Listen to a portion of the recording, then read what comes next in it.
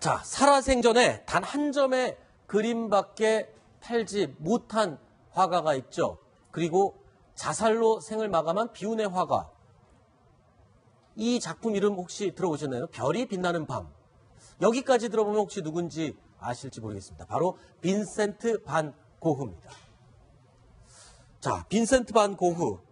이 올리브 트리라는 이 작품 그림인데 이 그림 속에 뭔가 비밀이 숨겨져 있다고 합니다. 글쎄요, 어떤 비밀일까요? 한번 볼까요? 이 그림 안에는요,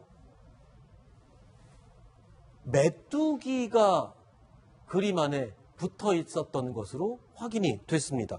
자, 이거 어떻게 된 얘기입니까? 이유정 기자. 그러니까 메뚜기가 실제 올리브 나무 그림, 여기에 지금 고흐가 그린 그림에 실제로 붙어 있는 것으로 확인이 됐는데, 글쎄요, 고흐 그림이 워낙 진짜 같아서 메뚜기가 저길 들어간 걸까요? 어떻게 된 겁니까? 최근에 미국에 있는 캔사스 시티에 있는 한 미술관에서 고흐의 그림을 이렇게 현미경으로 살펴봤습니다. 네. 그랬더니 저런 흔적이 나와 있었는데. 지금 메뚜기 뒷다리하고 뭐 몸의 일부가 지금 붙어 있는 거잖아요. 네, 맞습니다. 근데 몸통하고 이거는 없어져 있고요. 날개만 흔적이 남아 있습니다. 그래서 네. 128년 만에 저 메뚜기가 발견이 됐는데 왜 그러냐 하면 빈센트 반 고흐가 야외에서 그림을 그린 것을 매우 좋아했습니다. 네. 그래서 야외에서 그림을 그리다 보면 메뚜기도 날아들고 여러 가지 곤충들이 많이 날아듭니다. 네. 근데 그런 것 때문에 굉장히 괴로워서 이것을 그림 그리면서 떼어내야 됩니다. 네. 그래서 심지어는 자신의 동생한테 이렇게 편지까지 썼습니다. 야외에 앉아 그림을 그리면 먼지와 모래는 말할 것도 없고 수백 마리의 파리를 잡아내야 한다. 이런 얘기까지 편지를 써서 동생한테 보낼 정도로 네. 야외에서 그리는 고충들이 많았습니다. 그러다 보니 그때 떼어내지 못한 메뚜기가 저렇게 128년 동안 남아서 우리에게 보여지고 있는 겁니다. 128년 전에 고흐가 그린 그림에 붙어있는 메뚜기가 현미경에 의해서 발견된 건데, 글쎄요, 저는 아까 그 그림을 보면서 무슨 생각을 했냐면, 저게 메뚜기가 이게 모르고 붙은 건지 아니면 고흐가 장난삼아 메뚜기를 거기다 이렇게 붙인 건지 좀 그 장난스러운 생각이 좀 듭니다. 전에 말씀하신 건요. 신라 시대도 솔거라는 화백이 있었는데, 네네네. 솔거. 예, 솔거. 소나무를 워낙 나무를 잘 그려가지고 새들이 네. 거기에 부딪혀서 많이 죽었다는 전설이 있습니다. 네. 근데 이 반 고흐하고 이 메뚜기 이야기는 뭐 어디서 나오냐 하면 있죠. 네. 반 고흐가 말년에 건강이 나빠져가지고 네. 생레미라는 동네 요양원에 있었는데 네. 그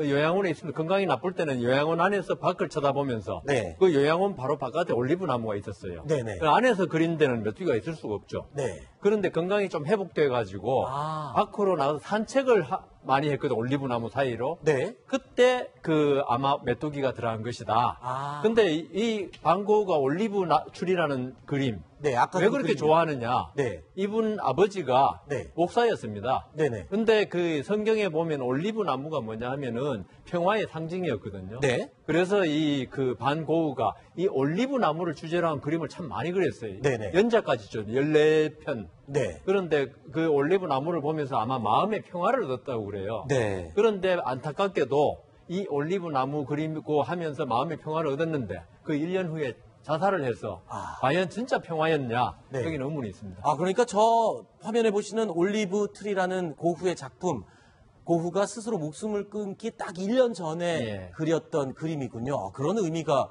또 담겨져 있었군요. 자, 이 120년 동안 저 그림에 붙어 있었던 메뚜기, 120년 만에 이 현미경에 의해서 발견이 됐네요. 자, 그런데 하나 재미있는 얘기가 있습니다. 이 명화 속으로 들어간 메뚜기의 실수처럼 실제 화가들도요, 그림에서 실수를 할 수가 있다. 이런 주장이 제기가 됐습니다. 그러니까 천재화가 김홍도, 정말 천재화가로 통하는데 김홍도도 이 때로는 천재이지만 실수를 한다. 그림에. 그리고 저희가 발견을 했습니다. 저희가 발견한 건 아니고요. 네. 여러분들이 이제 발견을 해주신 건데 이 손 모양을 잘 보면요. 이 오른손, 왼손의 모양이 바뀌었어요. 왜냐하면 오른손을 이렇게 짚고 있으면은 엄지손가락이 저렇게 바깥쪽으로 나가야 되는데 이게 왼손을 짚은 모양으로 그려져 있거든요. 그리고 또 여기 왼손은 오른손으로 그려져 있고. 이게 지금 어떻게 발견이 된 겁니까? 저게 이제 조선 후기에 그린 그림인데 씨름하는 장면이 있죠. 그런데 그게 좀 바뀌어 있고요. 옆 그림을 보시면 네. 해금입니다. 네, 해금 연주자가 왼손을 잡고 있는데 이게 손바닥이 보여야 됩니다. 근데 아, 지금 그래요? 그림으로 보면 손등이 보인 모습입니다. 네. 실제로 김홍도가 저걸 잘못 그린 것이냐, 아니면 일부러 그린 것이냐, 그래서 재치를 드러낸 것 아니냐, 이런 얘기들이 그 미술계에서는 여러 가지가 나오고 있는데, 저런 그림이 저런 틀린 점들이 들어갈 때마다 사실 그림값들은 훨씬 더 많이 뛰기 때문에 아, 그래요? 회를 위해서라도 약간씩 남겨두는 게 훨씬 더 좋을 것 같습니다. 그런데 김홍도 같이 천재적인 화가면은 약간 이렇게 장난스럽게 일부러 뭐 이런 장치를 남겨놨을 것 같아요.